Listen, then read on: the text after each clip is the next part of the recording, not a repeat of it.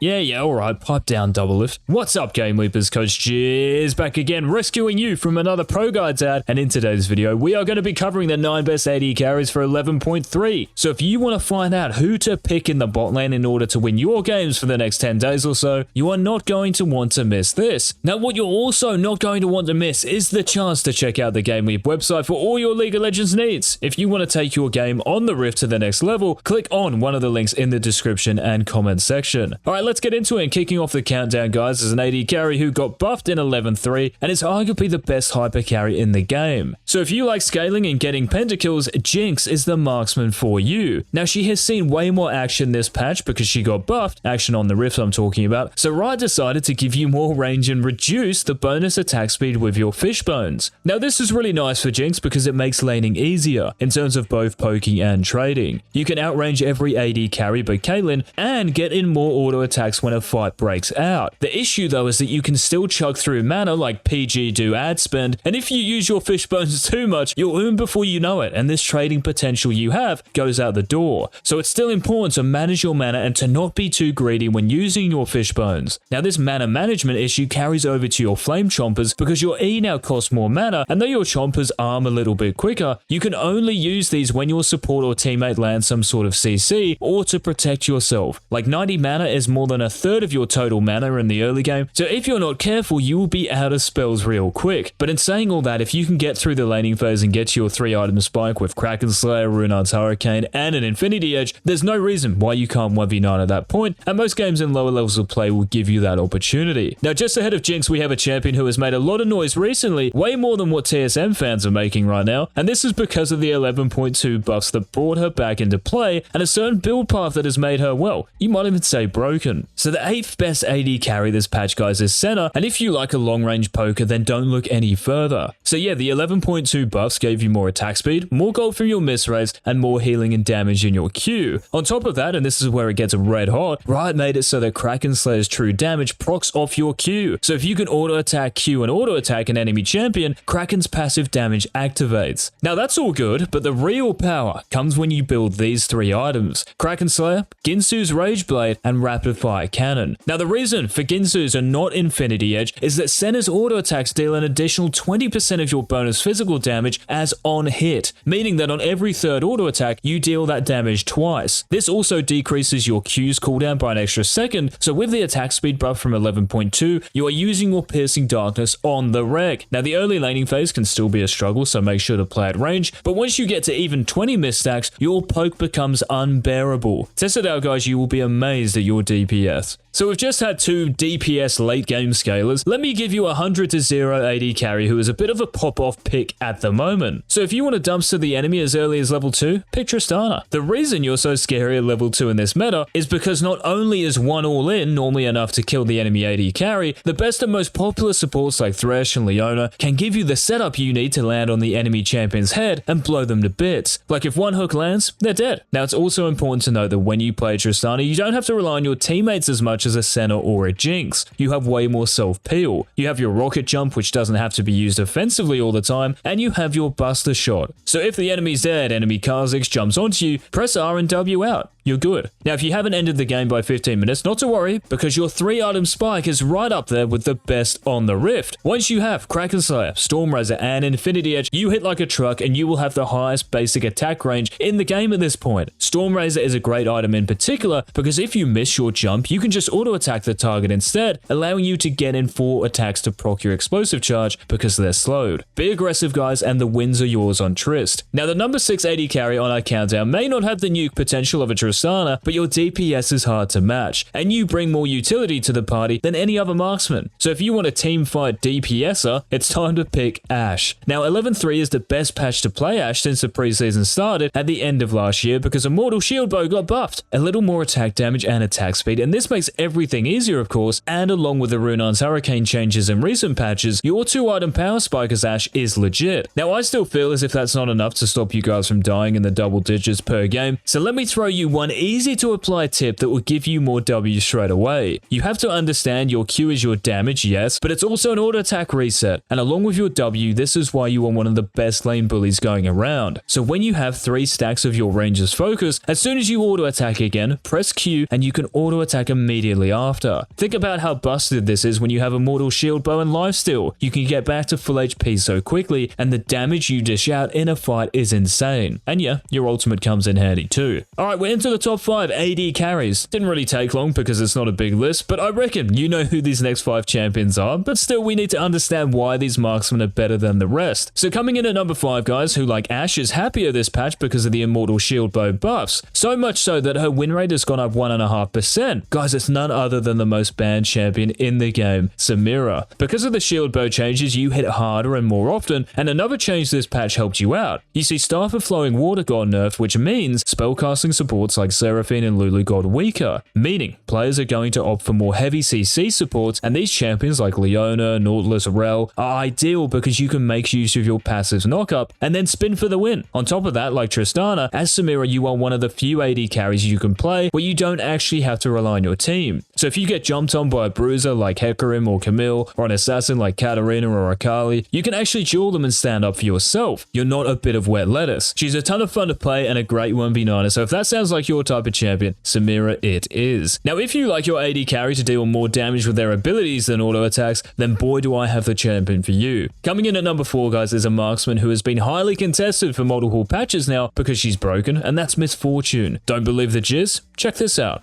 You can see him twice, try to bait it away, and then got out. Nicely budgeted there. Here comes the big play. They're all going golden, and here comes the bullet time to surrender the game. A quadra kill. FBI is on the run, and they're gonna give it to him. The Bud Light Ace and a pentakill for Sven. Blabber runs away. The Locket Shield's good. Red card sets up a bunch of slows, and the chase is in. A triple. Is that another quadra? Is that another penta? Perks will find the stun. Is it the back-to-back pentas? Let him have it! Back-to-back pentakills for Sven! So if you want to get back-to-back pentakills like Sven, here's what you have to do. Just get good. Now the key to dealing damage like this is the build, guys, and make sure you buy Gale Force as your mythic item, the Collector next, and then Infinity Edge. Gale Force gives you the kite and dash you don't have so you can escape sticky situations. The Collector gives you lethality so your abilities shred through squishy enemies, and Infinity Edge gives you extra damage on your crits, which works with your Q and ultimate. Now Samira isn't the only one who is benefiting from hard engaged supports being flavor of the patch. Misfortune is too.